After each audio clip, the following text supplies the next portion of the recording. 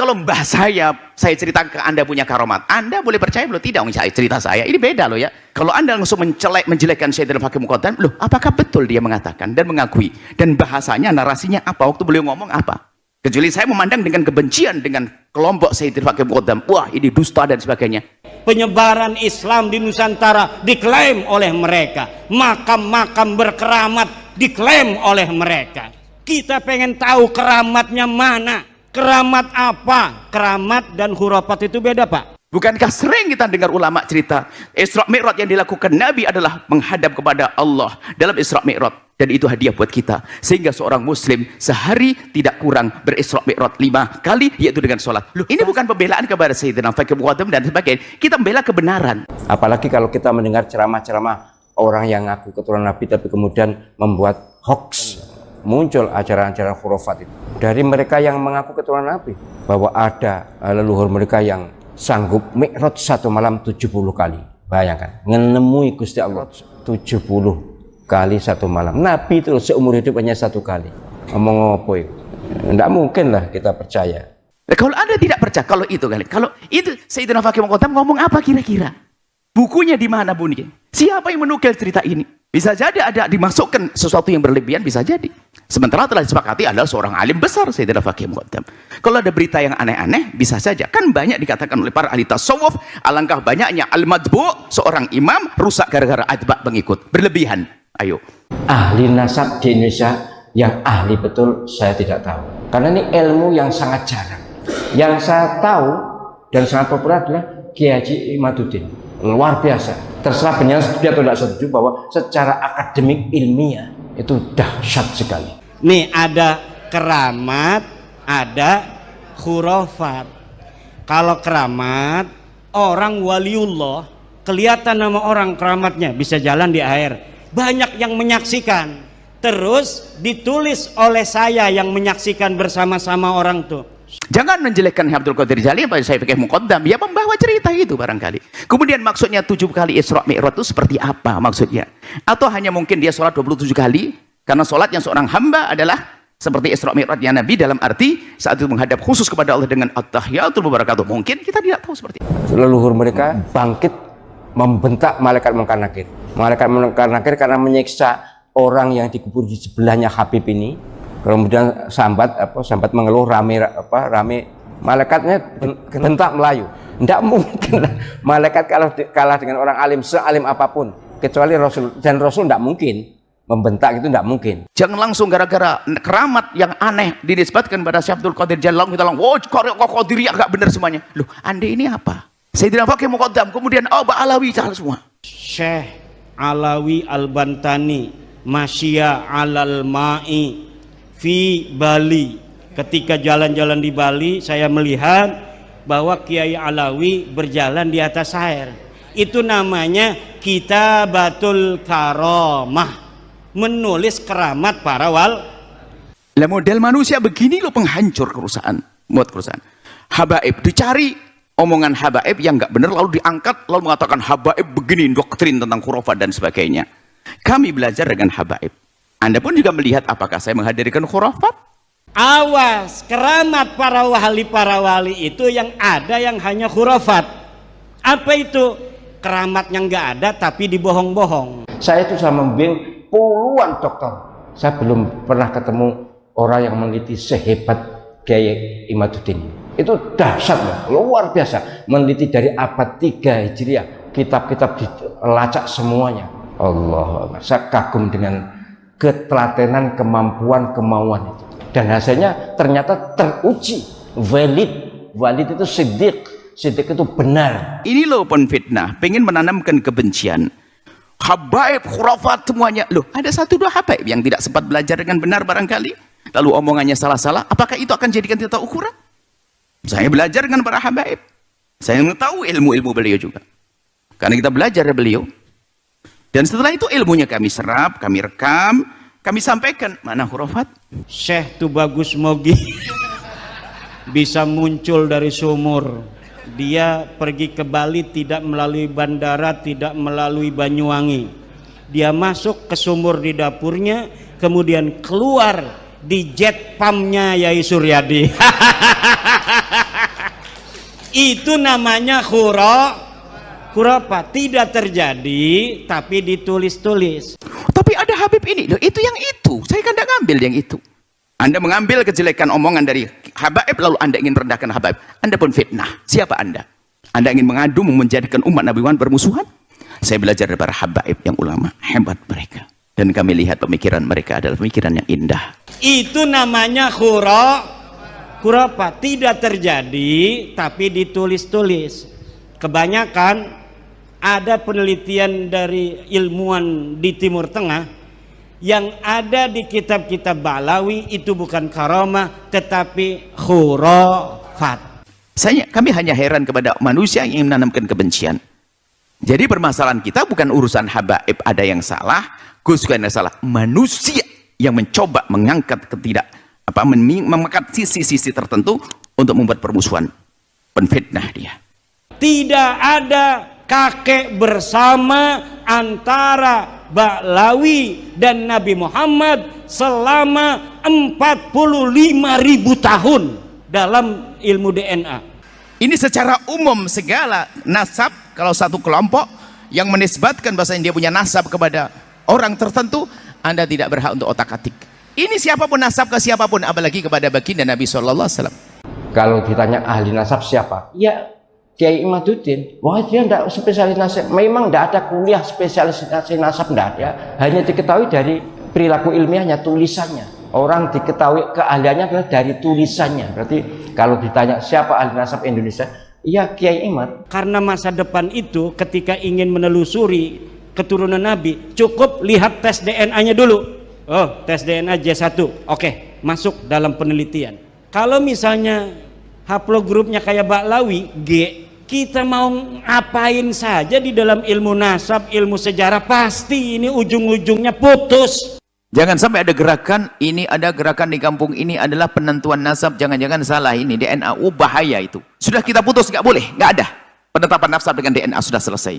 Apalagi sampai membatalkan nasab, naudzubillah, qadzaf. Membatalkan nasab, orang ini bapaknya ini, dikatakan tidak sah, gara-gara DNA. Anda harus mendatangkan siapa bapaknya. Kalau tidak ada dicabut 80 kali. Hati-hati. Kalau secara penelitian, secara DNA sudah jelas dibuka di umum, kok penyembah ngotot, itu masalah. Yang masalah pada penjenengan sendiri. Sebab kalau penjenengan bukan keturunan Nabi, ngaku keturunan Nabi, itu masalah besar. Apalagi DNA sudah jelas. Ini yang tes DNA orang luar, orang Indonesia ada beberapa sama. Haplogrupnya G. Dan itu bukan Arab dan bukan Hashim, apalagi Bani Hashim. Bukan. Itu dari Kaukasus. Dari mulai Aceh sampai Papua, kita akan cari family matching dari sisi ilmu DNA, kita akan cari family matching dari ilmu nasab. Di mana kakek-kakek kita bersama? Kenapa? Agar persatuan Indonesia bukan hanya perjanjian di atas undang-undang dasar, tapi juga persatuan di atas sesama darah bangsa Indonesia. Jangan main-main DNA. Anda misalnya sudah tentu, Anda anaknya si fulan. Kemudian saya kok iseng, langsung cari DNA. Wah, nggak bener kan DNA? Nggak bisa. Kalau ini bukan bapaknya siapa? Ayo. Kalau kita tidak bisa menentukan, maka saya dicambuk. Hati-hati. Intinya, jangan main-main DNA deh. DNA adalah masalah penemuan-penemuan baru, tapi bukan untuk menentukan nasab. Hei hamba Allah, jangan bikin gaduh malah dalam umat. Kalau DNA ini diterapkan, wah ini heboh semuanya. J1 itu Nabi atau Bani Hashim ya. J1 itu Bani Hashim. Lah ini tidak ada yang tes tuh, yang J1 itu nggak ada, sak dunia itu 180 wong itu nggak ada. Lihat sepi itu, masuk cek ngotot aja, malah diharamkan malah yang di DNA ini. Wah aneh. Nah ini nasabun batilun mardudun maudhu'un munqati'un. Bahaya orang otak-atik nasab itu. Dan itu tidak harus sampai derajat 100%. Karena 100% itu gimana sih mempercayai nasab 100%? Kecuali Anda lihat waktu hubungan suami istrinya waktu kelahirannya. Kalau berkaitan dengan masalah akidah begitu, berarti kita harus adakan verifikasi. Setiap orang yang mengaku sebagai turun Nabi, berita itu bisa benar, bisa salah. Kalau berita itu bisa benar bisa salah, bagaimana cara kita memverifikasinya? Ya kita lihat data-datanya. Bahkan dikatakan para imam mengatakan kalau ada sekelompok orang Anda mendengar, mengetahui dari keluarganya mengatakan bahasanya dia punya nasab pada Rasulullah, cukup Anda percayai. Saya sebagai orang akademik dan saya bertahun-tahun mengajar metodologi penelitian hukum Islam di S3. Saya nyadar betul bahwa memang masalah nasab ini perlu diteliti secara ilmiah jika dipersoalkan. Dan sudah ada, produk ilmiahnya sudah ada. Kenapa lalu dimasalahkan? Pakai dalil haram, makruh, sesat, kafir, ndak bisa. Masa depan akan ditertawakan oleh peradaban. Daripada nanti malu, lebih baik sekarang yang rapih mundur pelan-pelan. Udah biarin aja itu Ki Imad Dajjal. Kamu mau percaya mau enggak? Assalamualaikum warahmatullahi wabarakatuh. Saudaraku, semoga kalian semuanya sehat selalu dan dimudahkan rezekinya. Amin amin ya rabbal alamin. Tanpa berpanjang lebar, langsung saja kita simak videonya. Enggak itu ya. Ahli nasab di Indonesia yang ahli betul saya tidak tahu, karena ini ilmu yang sangat jarang. Yang saya tahu dan sangat populer adalah Kiai Haji Imaduddin. Itu luar biasa. Terserah penyanyi setuju atau tidak setuju bahwa secara akademik ilmiah itu dahsyat sekali. Sayangnya itu hanya untuk penelitian magister kayaknya, tesis ya. Itu andai kata digunakan disertasi pun menjadi disertasi yang sangat unggul. Saya itu sudah membimbing puluhan doktor. Saya belum pernah ketemu orang yang meneliti sehebat Kiai Imaduddin. Itu dahsyat loh, luar biasa. Meneliti dari abad 3 Hijriah, kitab-kitab dilacak semuanya. Allah, saya kagum dengan ketelatenan, kemampuan, kemauan itu. Dan hasilnya ternyata teruji. Soal setuju tidak setuju terserah, tapi secara akademik teruji, valid itu siddiq itu benar. Jadi kalau ditanya ahli nasab siapa, ya Kiai Imaduddin. Wah, dia tidak spesialis nasab, memang tidak ada kuliah spesialisasi nasab, tidak ada ya, hanya diketahui dari perilaku ilmiahnya, tulisannya. Orang diketahui keahliannya adalah dari tulisannya. Ini gak nulis ya, gak bisa diketahui. Ini kan nulis dia.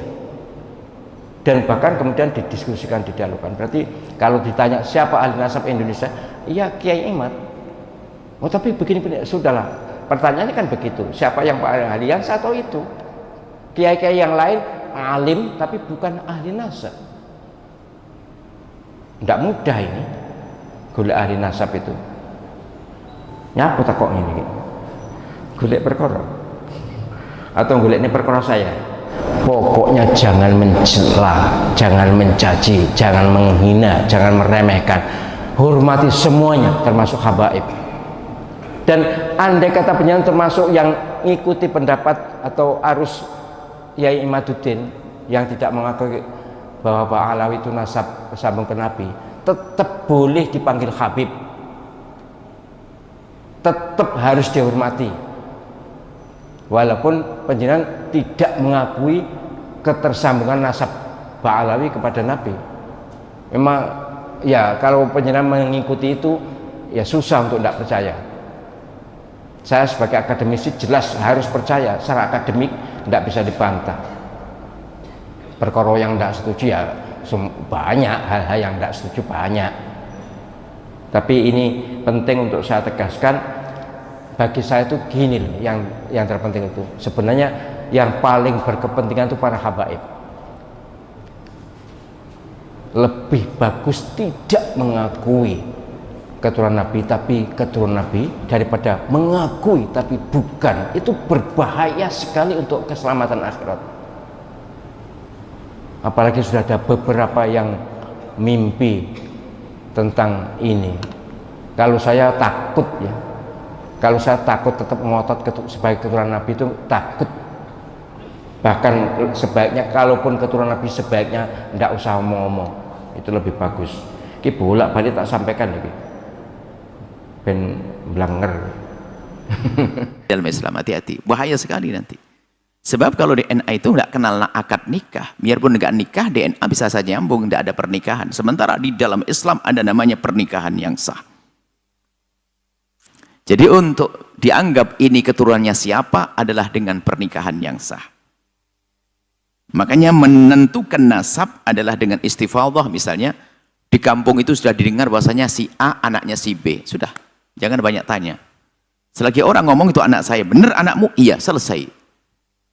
Jangan bertanya ribut nikah kamu di mana dan Anda ini fudul, kurang ajar. Cukup dia mengatakan anak saya, selesai. Atau pengakuan atau di masyarakat sudah mengatakan oh anaknya fulan. Di kampung Anda sudah tahu bahasa Anda anaknya ibu Anda, sudah tahu semuanya. Itu sudah cukup.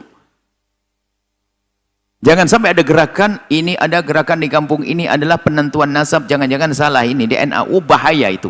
Akan merusak, bisa taktil nusus, menghentikan nas-nas. Maka jangan urusan dengan itu. Tidak tahu apakah betul ada, tidak ada. Dari mana? Mulai kapan ada penentuan nasab di DNA? Nggak mungkin ada. Syariat sudah sangat jelas. Pernikahan yang sah, biarpun itu pernikahan di luar Islam, sebelum orang masuk Islam, pernikahan non-muslim dengan non-muslim diakui nasabnya dalam Islam. Seorang Nasrani dengan Nasrani, pernikahan yang sah menurut agamanya, keturunannya dianggap sah. Jadi dengan pernikahan nanti yang benar. Atau mungkin masalah wati syubhat dan sebagainya, masalah ilhaqun nasab itu karena penyambungan nasab. Yang jelas DNA tidak bisa dan itu bahaya sekali. Wah, ini bisa merusak, naudzubillah. Bisa menjadikan orang meninggalkan syariat gara-gara ini. Belum lagi masalah DNA itu sudah kita putus, nggak boleh, nggak ada. Penetapan nasab dengan DNA sudah selesai. Akan tapi kita melihat permasalahan DNA, bisa saja tentang alatnya mungkin tidak akurat atau tidak benar atau rusak dan sebagainya. Kemudian orang yang menanganinya mungkin tidak jujur dan sebagainya. Itu bisa jadi begitu, akan tapi tidak usah sampai ke situ deh. Anggap saja menangani jujur, benar, alatnya paling hebat dan sebagainya, tetap tidak bisa untuk menetapkan nasab. Untuk qarinah tentang untuk satu hal sah, tapi untuk menentukan nasab tidak boleh. Apalagi sampai membatalkan nasab, naudzubillah, qadzaf. Membatalkan nasab, orang ini bapaknya ini dikatakan tidak sah gara-gara DNA. Anda harus mendatangkan siapa bapaknya. Kalau Anda ada dicabuk 80 kali. Hati-hati. Jangan main-main DNA. Anda misalnya sudah tentu. Anda anaknya si fulan. Kemudian saya kok iseng. Langsung cari DNA. Wah, nggak bener kan DNA. Nggak bisa. Kalau ini bukan bapaknya siapa? Ayo. Kalau kita tidak bisa menentukan, maka saya dicambuk. Hati-hati. Intinya, jangan main-main DNA deh. DNA adalah masalah penemuan-penemuan baru, tapi bukan untuk menentukan nasab. Hei hamba Allah, jangan bikin gaduh malah dalam umat. Kalau DNA ini diterapkan, wah ini heboh semuanya. Sementara lihat di dalam Islam tuh ada tentang saksi dalam urusan kejahatan, perzinahan, 4 saksi, banyak hal, macam-macam. Jadi harus hati-hati penentuan. Menafikan nasab pun dalam Islam harus hati-hati. Nggak gampang menafikan nasab. Dalam urusan li'an misalnya, menafikan nasab hati-hati. Menentukan nasab adalah ada rambu-rambunya. Maka ingat, kalau sudah kita yakini bahasanya orang itu nasabnya sambung, sudah, Anda jangan banyak tanya.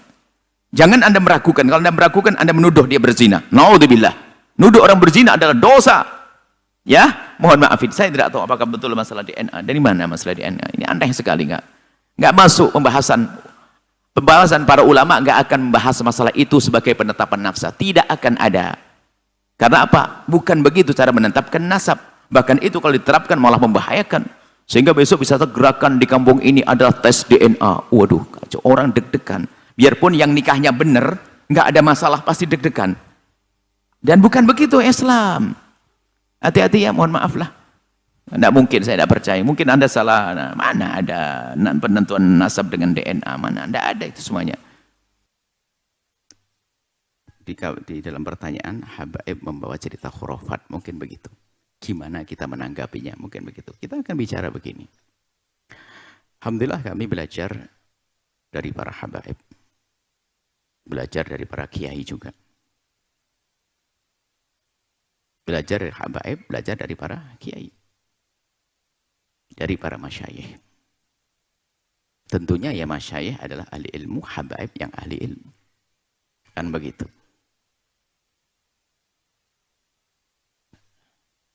Kemudian, setiap orang berilmu itu pun memang ada sesuatu yang salah selagi bukan Nabi. Apakah di kalangan ulama ulama, para kiai, atau dari para habaib. Namanya manusia yang bisa melakukan kesalahan, bisa kesalahan perilaku, kesalahan pemikiran, dan seterusnya. Kalau Anda mencari guru yang tidak pernah bersalah, sampai mati pun Anda tidak punya guru. Akan tapi kita perlu belajar dari orang yang secara global ada manhaj yang benar. Silsilah ilmu sambung kepada akidah yang benar sudah.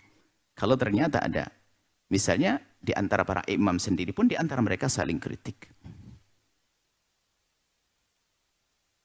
Saling kritik. Jadi antara para imam itu udah saling kritik, tapi kritik mereka kritik beradab. Bahkan kadang menafikan keilmiahannya ulama yang sebelumnya. Dan itu sudah biasa, tapi tidak menjadi fitnah. Nah sekarang ini yang menjadi masalah, ada sebagian orang ingin mencari kesalahan kelompok tertentu untuk diangkat, untuk digunakan menjatuhkannya. Kalau begitu rumus hidup manusia, kayak begitu, itulah penghancur keindahan. Jadi tidak menemukan satu kelompok, kecuali kita cari jeleknya lalu kita angkat. Tidak ada sekelompok manusia kecuali kita cari jeleknya kita angkat. Mungkin kalau kita di tatanan kehidupan misalnya, kita pergi ke instansi atau apa, kepolisian misalnya, ketentaraan atau apa, kita cari polisi yang jelek, lalu kita katakan polisi gak benar. Nah, ini kan saya curang. Kita nggak jujur dalam hal ini. Atau, wah, ketemu Gus. Ada satu Gus yang salah. Langsung kita jadikan alasan dasar Gus. Nah, kenapa kok saya curang begini? Berarti saya ingin menanamkan kebencian. Gus itu ada yang belajar sampai menjadi orang alim, ada Gus nggak sempat belajar, lalu kepleset. Maka sungguh saya ini adalah penfitnah, kalau saya hanya mengambil bagian dari ketidakbenaran Gus ini. Gus tahu Gus ya? Gus itu anaknya kiai kalau di Jawa Timur tuh. Nah, saya hanya mencari modelnya Gus yang nggak benar, lalu saya angkat untuk namakan kebencian. Awas hati-hati, jangan dengan dua pesantren. Gus-Gusnya nggak benar. Loh, saya fitnah, ngapain? Lah model manusia begini loh penghancur kerusakan, buat kerusakan. Habaib dicari omongan habaib yang nggak benar, lalu diangkat, lalu mengatakan habaib begini, doktrin tentang khurafat dan sebagainya. Kami belajar dengan habaib. Anda pun juga melihat apakah saya menghadirkan khurafat atau sesuatu yang tidak masuk akal. Kalau Anda sampaikan pada kami akan berubah. Kami belajar kok. Bahkan mungkin sesaat kami jadi guru Anda, tapi Anda lebih sering jadi guru kami kok. Kenapa? Maka yang perlu diperhatikan, ini loh penfitnah, pengen menanamkan kebencian. Ketemu kiai langsung dicari kejelekannya. Nanti ada mencari kejelekan pondok. Pondok kan ribuan. Hanya ada 5 pondok yang nggak benar langsung diekspos. Pondok adalah bukan tempat yang aman lagi buat para santri. Dia penfitnah kan? Habaib, khurafat semuanya. Loh, ada 1-2 habaib yang tidak sempat belajar dengan benar barangkali. Lalu omongannya salah-salah. Apakah itu akan jadikan kita ukuran? Saya belajar dengan para habaib. Saya mengetahui ilmu-ilmu beliau juga. Karena kita belajar dari beliau. Dan setelah itu ilmunya kami serap, kami rekam, kami sampaikan, mana khurafat? Tapi ada habib ini, loh itu yang itu. Saya kan tidak ngambil yang itu. Sama, saya tidak ngambil Gus sama kiai itu yang nggak benar, ya jangan diambil dong. Lah Anda kan belajar. Yang jelek adalah kalau Anda mencari kejelekan Gus-Gus untuk merendahkan Karangkowagis. Anda mengambil kejelekan omongan dari habaib, lalu Anda ingin merendahkan habaib. Anda pun fitnah. Siapa Anda? Anda ingin mengadu, menjadikan umat Nabi Muhammad bermusuhan? Alhamdulillah, tahadduts bi nikmah. Saya belajar dari kiai-kiai. Dan betul mereka ulama. Hebat. Saya belajar dari para habaib yang ulama. Hebat mereka. Dan kami lihat pemikiran mereka adalah pemikiran yang indah. Dengan ulama, para kiai, dan habaib. Muncul orang-orang akhir zaman yang mencoba. Nanti akan muncul kebalikannya. Coba akan dibalik lagi. Nanti ada orang yang memihak kepada habaib mungkin bukan dari orang-orang bijak, dengan hawa nafsunya mencari kejelekan para kiai. Nah ini kan jelek, sisi jelek juga. Sehingga kiai jelek 1-2 dipukul rata. Wah Gus-Gus jelek semuanya. Juga agak benar. Hanya yang perlu kami cermati bukan memberikan jawaban sederhana. Saya belajar habaib. Saya membaca buku para habaib, para ulama. Ada di antara mereka memang, jangankan ulama-ulama dahulu ada salah pemikiran akidah, pemikiran fikih, itu wajar. Kan mereka ijtihad para manusia-manusia cerdas, ya, manusia-manusia hebat, tentu ada kesalahan. Kesalahan pun kadang menurut ulama ini, menurut yang lain dianggap benar. Kalau terjadi khurafat, dari bab akidah hari ini, khurafat atau sesuatu yang tidak masuk akal dan bertentangan dengan syariat, kami yakin habaib yang ulama juga mengingkari kok. Kita juga tahu. Kita belajar dengan beliau-beliau. Kami hanya heran kepada manusia yang menanamkan kebencian. Mengambil potret gus-gus yang nggak benar, lalu untuk merendahkan para gus-gus anak-anak kiai. Ya ini kan fitnah. Kita menemukan gus-gus hebat juga banyak kok. Tapi kenapa kok ada upaya untuk menanamkan kebencian kepada para gus-gus anak kiai? Ada apa? Memang ada gus-gus anak kiai nggak pernah belajar, ada. Hanya menempeng nama bapaknya, ada, nggak belajar. Bukan itu suri toladannya. Gus-gus anak kiai yang belajar begitu. Apakah gara-gara ada gus yang nggak belajar, perilakunya nggak benar, lalu oh dasar kiai nanti penerusnya adalah gus-gus begitu. Nah ini fitnah. Gus yang belajar kencang juga ada kok. Di usia muda menghafal Quran, tawadhu. Nah, ada banyak kita menemukan orang-orang seperti itu. Sama di kalangan habaib pun juga demikian. Jadi permasalahan kita bukan urusan habaib ada yang salah, gus yang salah. Manusia yang mencoba mengangkat mengangkat sisi-sisi tertentu untuk membuat permusuhan. Penfitnah dia. Pembuat kerusakan di muka bumi. Dia mau berguru dengan siapa? Kalau orang itu Anda lacak orang yang suka mengangkat-ngangkat begini. Anda lacak, gurunya juga punya kesalahan kok. Dan kita pun tidak perlu mencari kesalahan gurunya. Wong gurunya manusia. Memang gurunya Nabi. Atau dia sendiri, dia punya kesalahan. Apakah dia Nabi? Dia juga punya kesalahan.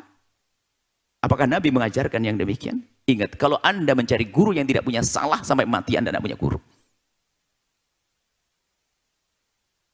Ayo kita belajar adab. Belajar tata krama.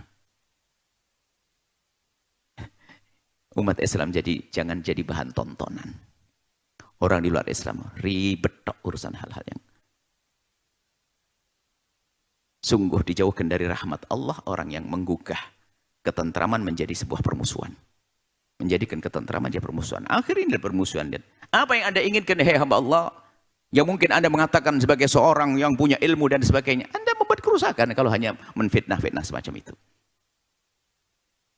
Anda menfitnah kiai, menfitnah habaib. Sehingga mengajarkan permusuhan, sehingga nanti pendukung-pendukungnya pun juga berkembang. Dan pendukungnya orang alim, orang tidak alim. Yang kelompok tertentu, kelompok mungkin yang anti habaib dia. Kelompok habaib akhirnya anti ulama. Ini kan na'udzubillah. Sementara yang kita temukan, ulama dengan habaib adalah bersatu. Enggak usah nanti dibuat cerita bahwa permusuhan. Dari mana permusuhan? Kami duduk dengan habaib yang duduk manis dengan para ulama. Para kiai.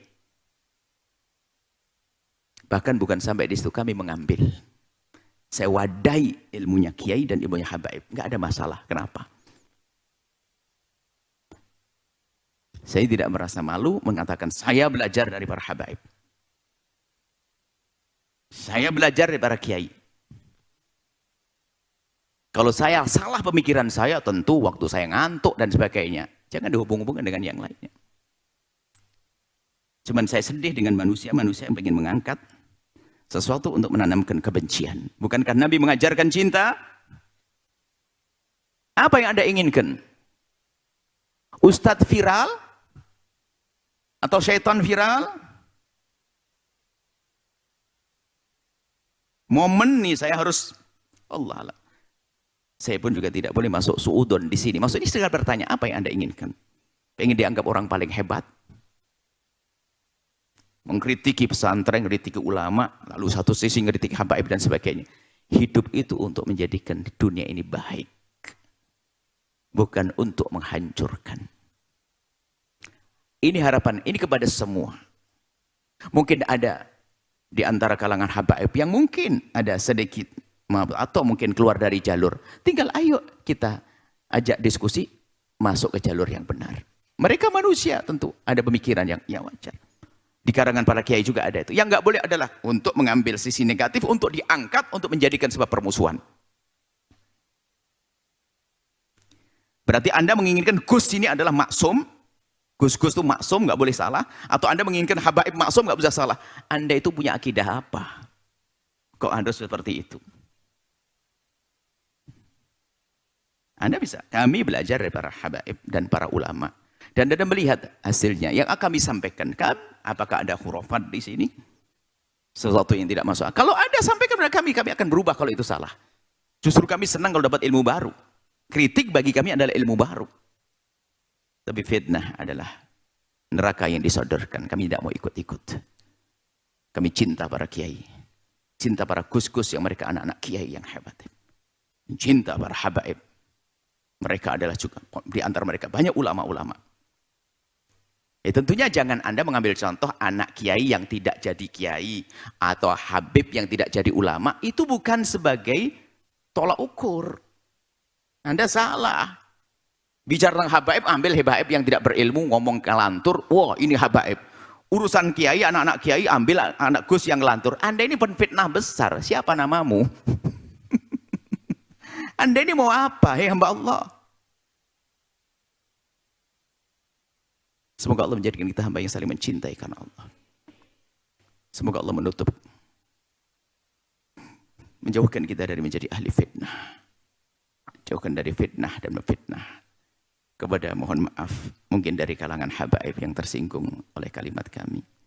Nuhibbukum fillah, kami cintai. Alhamdulillah. Insya Allah kalian paham dengan penjelasan beliau. Bangkit rakyat Indonesiaku. Gunakan akal pikiran kalian dan jangan tertipu oleh sorban dan jubah mereka. Semuanya butuh dalil dan dengan dalil yang ada bahwa mereka bukan cucu Nabi. Waspada terus habaib, karena ini masih panjang. Akhir kata, wassalamualaikum warahmatullahi wabarakatuh. Sampai jumpa di video selanjutnya.